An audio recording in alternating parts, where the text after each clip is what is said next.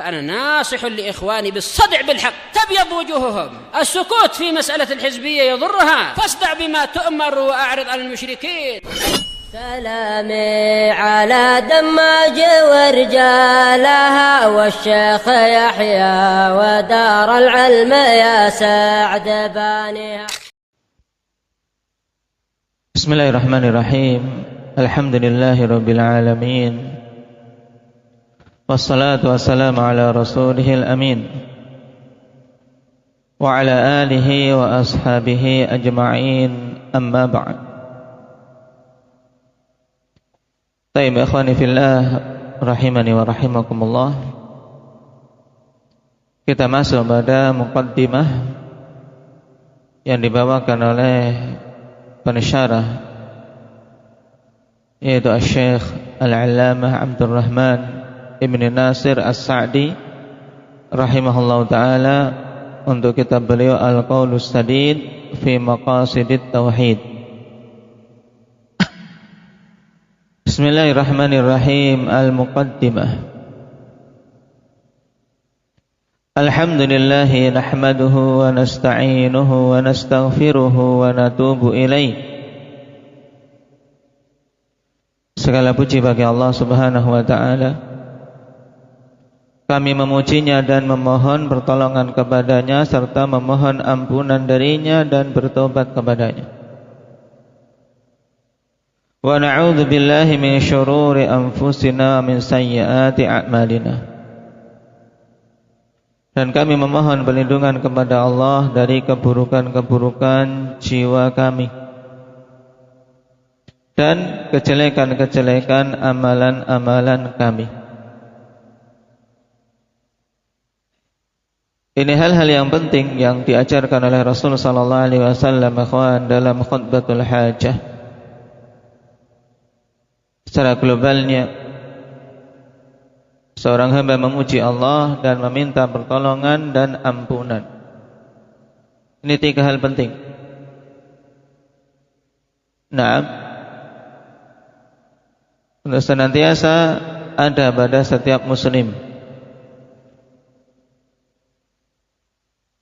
Memuji Allah, karena memang Allah Subhanahu wa ta'ala Zat yang maha sempurna, sehingga pantas dia yang diberikan kepadanya puji-pujian yang mutlak. Kemudian yang kedua, karena Allah Subhanahu wa ta'ala adalah zat yang telah memberikan kepada kita semua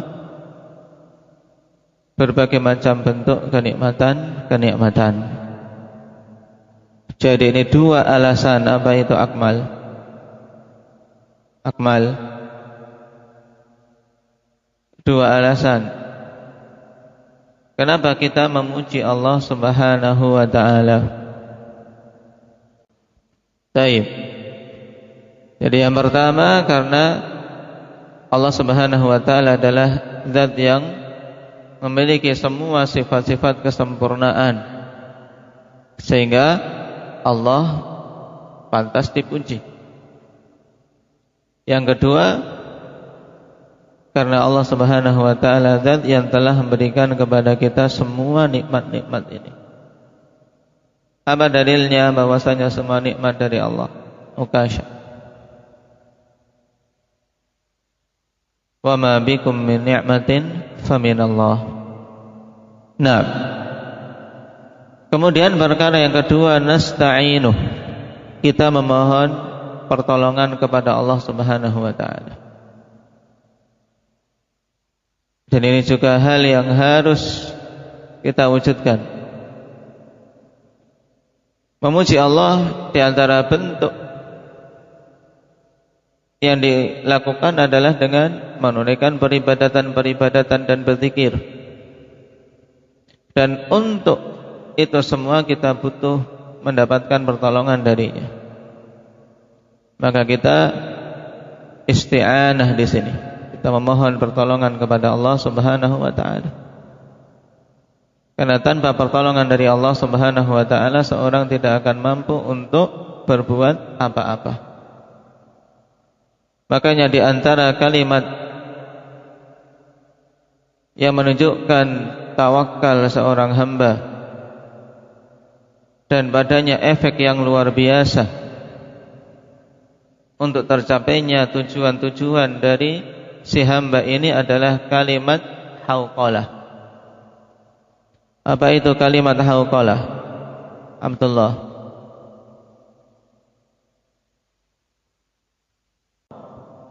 Naam, kalimat hauqalah adalah la haula wala quwwata illa billah. Yang dikatakan oleh Rasul sallallahu alaihi wasallam, kanzun min kunuzil jannah.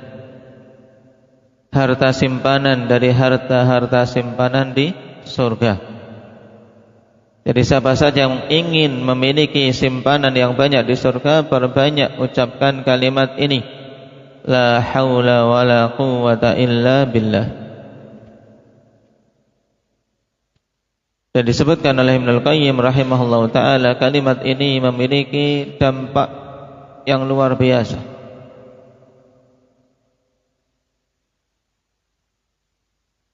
Untuk tercapainya tujuan-tujuan seorang hamba. Karena ini adalah kalimat isti'anah. Kalimat isti'anah, kalimat untuk meminta pertolongan kepada Allah. Karena di situ hamba mengakui bahwasanya dirinya sama sekali tidak memiliki kemampuan. Ketika dia mengucapkan la haula wala quwwata, tidak ada kemampuan sedikit pun untuk melakukan perintah-perintah. Wala quwwata, dan tidak ada kekuatan sedikit pun untuk meninggalkan larangan-larangan. Illa billah, kecuali dengan pertolongan dari Allah Subhanahu wa taala. Di sini terkandung apa? Permintaan pertolongan berarti. Karena kita akui kita tidak memiliki kemampuan dan kekuatan apa-apa, kemudian penetapan bahwasanya itu semua hanya bisa terwujud dengan pertolongan dari Allah Subhanahu wa taala.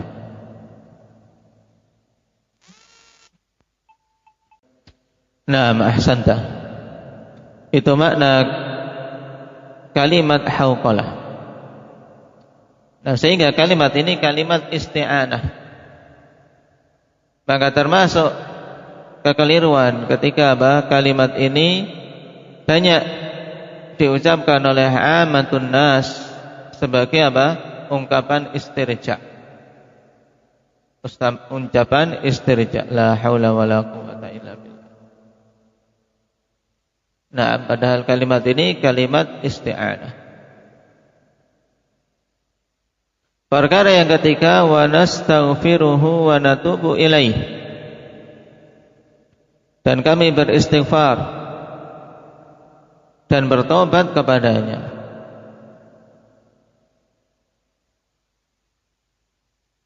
Istighfar maknanya talabul maghfirah. Dan yang disebut dengan maghfirah, ikhwan, sitrud dzambi wat tajawuzu anhu. Sitrud dzam yaitu penutupan dosa-dosa.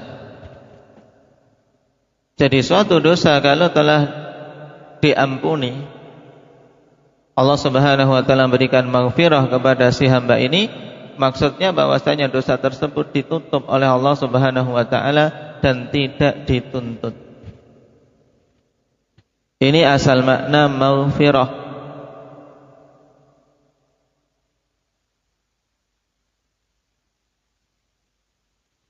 Dan istighfar serta taubat termasuk di antara dua kalimah yang dikategorikan oleh para ulama, idza ijtama'a iftaraqa wa idza iftaraqa ijtama'a. Yaitu dua kalimat kalau bergabung memiliki perbedaan makna. Akan tetapi ketika mereka berdiri sendiri-sendiri, maka maknanya saling mencakup satu sama lain.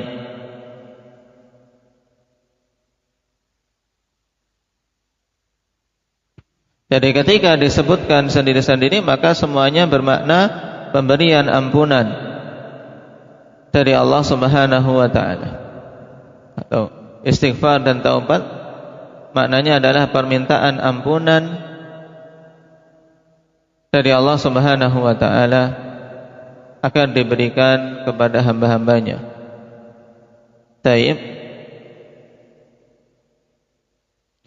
Adapun ketika disebutkan bersama-sama, akhwan, maka at-taubah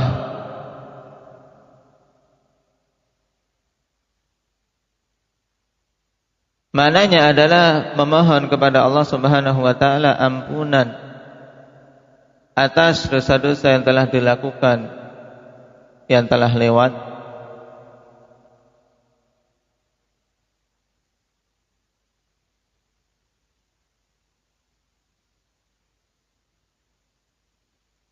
Sedangkan istighfar adalah memohon kepada Allah Subhanahu wa taala agar Allah Subhanahu wa taala lindungi si hamba ini dari keburukan dosa-dosa yang dilakukan tersebut di masa mendatang. Ini di antara perbedaan yang paling mudah dipahami yang dipaparkan oleh para ulama antara taubat dan istighfar.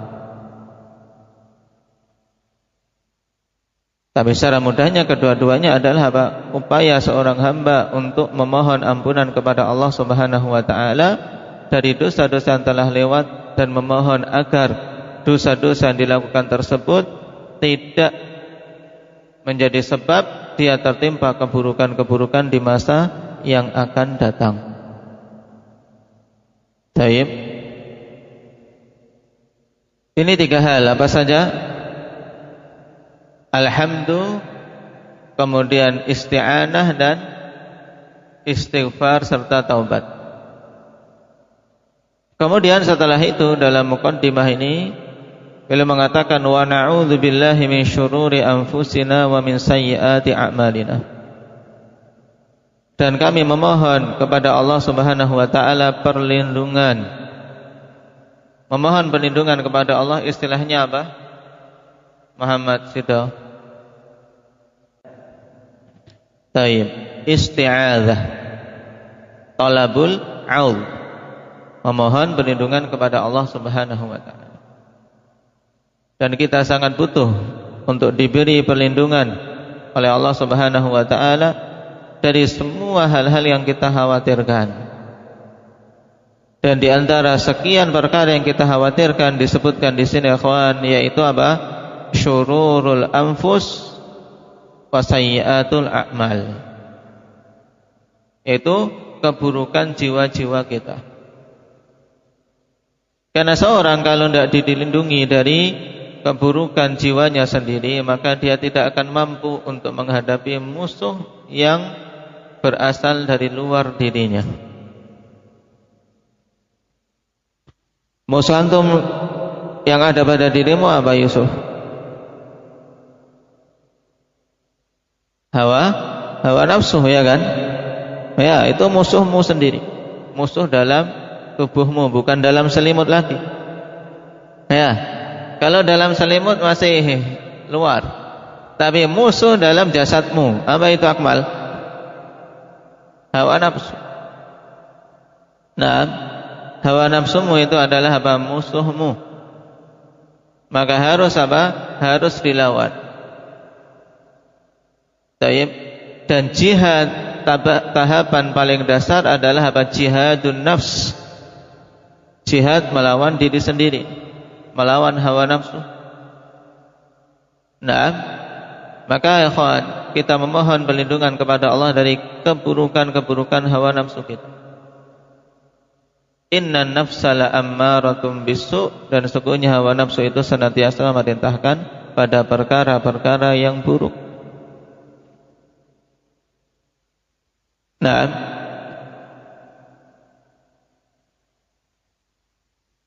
mengarahkan kita untuk menjauh dari masjid, menimbulkan rasa malas. Kemudian setelah itu diarahkan untuk berbuat maksiat, dibawa kepada perbuatan-perbuatan bejat terus.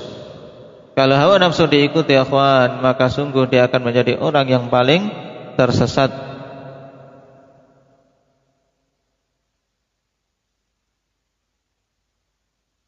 Apa dalilnya? Indaka Ukasha. Nah, di surat Al-Qasas. Wa man adallu mimman ittaba'a hawahu bighairi hudam minallah. Innallaha la yahdil qaumal zalimin. Tidak ada yang lebih sesat daripada orang-orang yang mengikuti hawa nafsunya tanpa petunjuk dari Allah Subhanahu wa taala. Hawa nafsu itu bukan untuk diikuti tapi diarahkan. Apa tadi? Abdullah, hawa nafsu itu bukan untuk diikuti tapi apa? Diarahkan. Diarahkan kepada jalan yang lurus. Diarahkan untuk mengikuti petunjuk Allah Subhanahu wa taala. Nah, sungguhnya Allah Subhanahu wa taala tidak akan memberikan petunjuk kepada kaum yang zalim.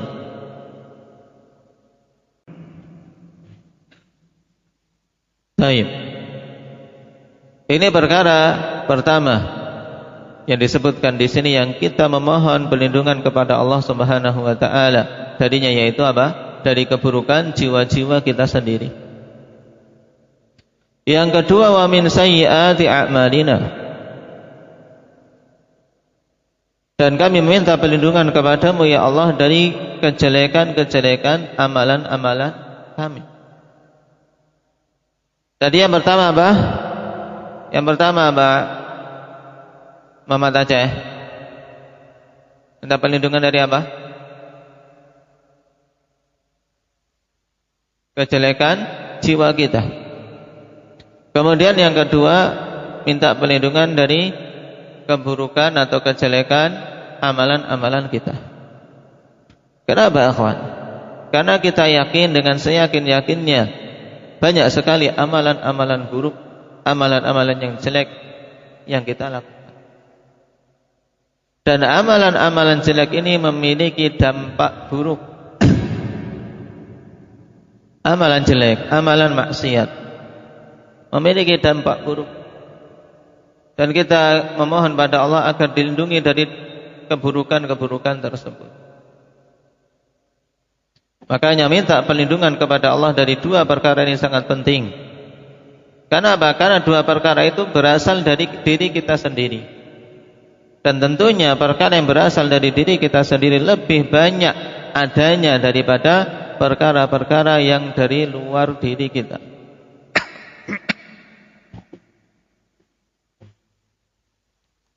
Qala man yahdihillahu fala mudilla lahu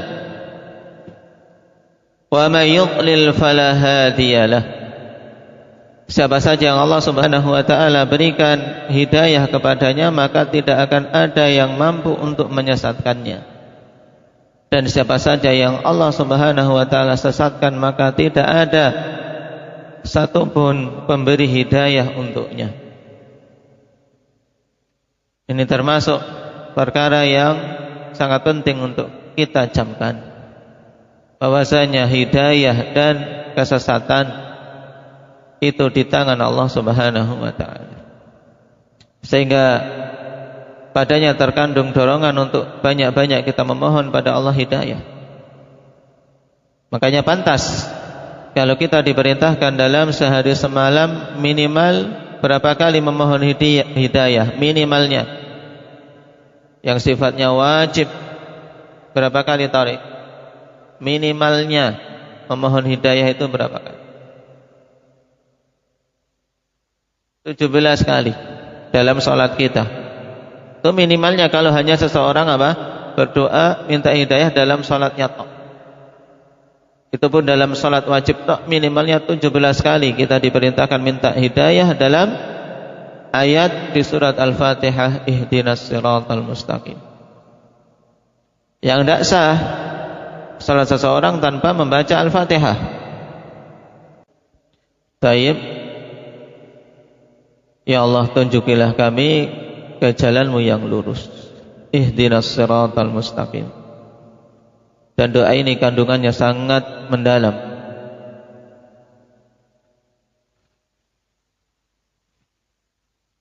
Sebagaimana pula sebaliknya, kesesatan itu juga asalnya dari Allah. Kapan saja Allah Subhanahu wa taala menyesatkan seorang hamba, tidak akan ada satupun yang mampu untuk memberikan hidayah, walaupun itu orang yang paling kita cintai. Sebagaimana dalam firman Allah Subhanahu wa taala, innaka la tahdi man ahbabta walakinnallaha yahdi man yasha. Sesungguhnya engkau wahai Nabi tidak akan mampu memberikan hidayah kepada orang yang engkau cintai. Akan tapi Allah Subhanahu wa taala akan berikan hidayah kepada siapa saja yang Dia kehendaki. Di surat apa ini? Ibadah.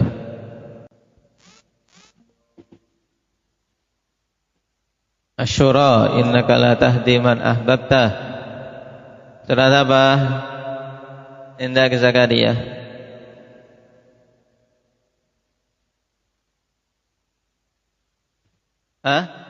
Al-Qasas. Nah, taib. Nah, di surat Al-Qasas, innaka la tahdi man ahbabta walakinnallaha yahdi man yasha wa huwa a'lamu bil muhtadin. Taib. Wa asyhadu an la ilaha illallah wahdahu la syarika lah wa asyhadu anna Muhammadan abduhu wa rasuluh. Ini dua kalimat syahadah yang insyaallah ta'ala perincian pembahasan tentang syarat-syarat dan konsekuensinya akan diterangkan dalam inti kitab. Qala amma ba'du, faqad sabaqa an katabna ta'liqan latifan fi mawdu'ati kitab tauhid li Syekhul Islam Muhammad bin Abdul Wahhab qaddasallahu ruhah. Adapun setelah itu maka sungguh telah lewat bahwasanya kami menulis suatu ta'liq yang latif, yaitu tidak panjang lebar, tapi apa, catatan kaki yang singkat tapi padat. Jadi syarah yang kita baca ini ibarat ta'liqat, yaitu catatan-catatan kaki, catatan-catatan penjelas. Tapi ya akhwani fillah, Allah Subhanahu wa taala berikan dengan catatan yang ringkas itu keberkahan yang banyak. Dan inilah suatu perkara kalau sudah Allah Subhanahu wa taala berkahi, ikhwan, walaupun di mata sedikit tapi terkandung padanya kebaikan yang banyak. Imam Sa'di rahimahullahu taala dulunya menulis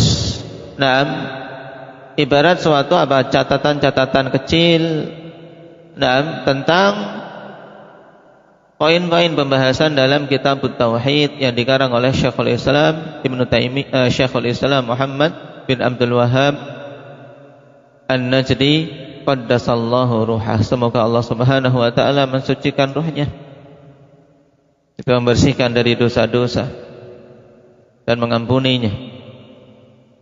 Fahasala fihi naf'un wa ma'unatun lil mushtaghilin.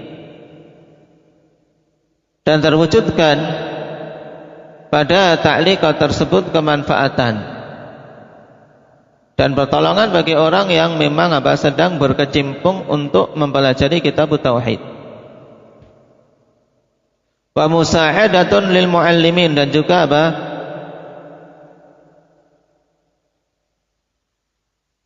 mewujudkan bantuan untuk orang-orang yang mengajari, yang mengajarkan kitab ini, sehingga mempermudah bagi yang mengajarkan untuk menerangkan kepada para talabatul ilm dan para pendengar.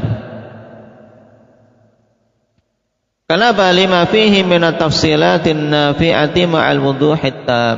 Dikarenakan pada catatan-catatan ringkas tersebut ada perincian-perincian yang bermanfaat disertai dengan kejelasan yang sangat, kejelasan yang sempurna.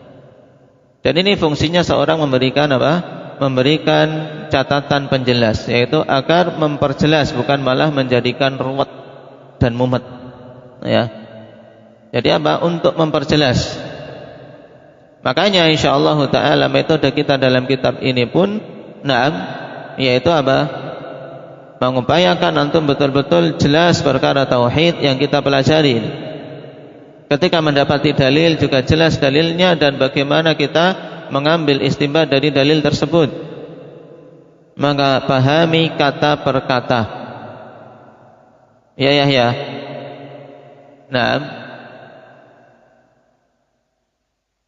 Wa tubi'a bimadba'atil imami thumma nafidan nusakhuhu ma'a kathratit talabi alaih.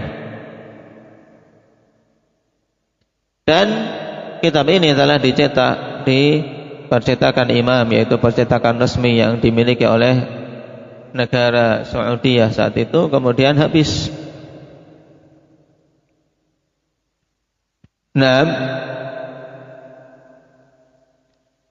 Habis naskah-naskahnya bersamaan dengan banyaknya permintaan. Wada'atil hajatus syadidatu ila i'adati tab'ihi wa nashrih, sehingga menuntut untuk apa? Untuk diulangi lagi pencetakannya dan penyebarannya.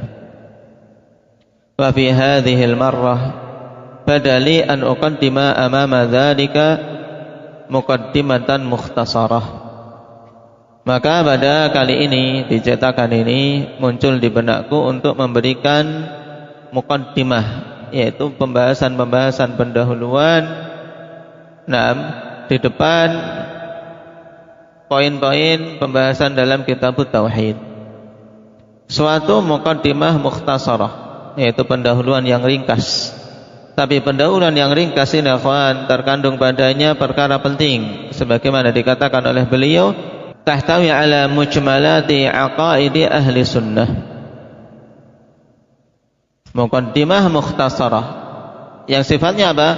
Tahtawi ala mujmalati aqaidi ahli sunnah fil usuli wa tawabi'iha, yang terkandung padanya akidah-akidah ahli sunnah secara global. Karena beliau tidak terlalu mendetailkan dengan menyebutkan dalil-dalil dan aqwal, tapi beliau mengambil kesimpulan pokok dari apa? Akidah ahli sunnati wal jamaah fil usuli wa tawabi'iha, dan pada perkara-perkara usul dan yang mengikutinya. Yang menjadi perincian dari perkara-perkara pokok tersebut. Sehingga insyaallah ta'ala sebelum kita masuk dalam bab-bab yang dibawakan oleh Syekh Muhammad bin Abdul Wahhab rahimahullah ta'ala, kita akan baca mujmal aqidati ahli sunnah, yaitu akidah ahli sunnah secara global yang diringkaskan oleh Syekh Abdurrahman bin Nasir As-Sa'di rahimahullah ta'ala di sini. Fa aqulu musta'inan billah, maka aku katakan dalam keadaan aku memohon pertolongan kepada Allah Subhanahu wa ta'ala. Muqaddimatun tashtamilu ala aqidati ahli sunnati wa khulasatihal mustamaddah minal kitabi was sunnah. Muqaddimatun tashtamilu ala aqidati ahli sunnah, pendahuluan-pendahuluan yang mencakup akidah ahli sunnah. Wa khulasatiha, dan ringkasnya, kesimpulan dari akidah ahli sunnah. Cuman kesimpulan akidah ahli sunnah secara ringkas di sini bukan muncul dari benak beliau sendiri, tapi al-mustamaddah minal kitabi was sunnah, yang digali sumbernya dari Alkitab was sunnah. Dan inilah akidah kita, kawan, bahwasanya akidah kita dibangun dari dua sumber pokok yang kokoh, yang tidak ada kebatilan padanya, yaitu akidah dari Alkitab was sunnah, bukan dari pemikiran tokoh-tokoh, bukan dari pemikiran para ulama belaka, tapi memang diambil dari Alkitab was sunnah yang kemudian dijabarkan oleh para ulama kita untuk memperjelas dan untuk mempermudah kita dalam memahami Alkitab dan As-Sunnah. Taib, dan insyaallah taala pada pertemuan yang akan datang kita akan mengambil poin demi poin yang dibawakan oleh Syekh rahimahullah taala dalam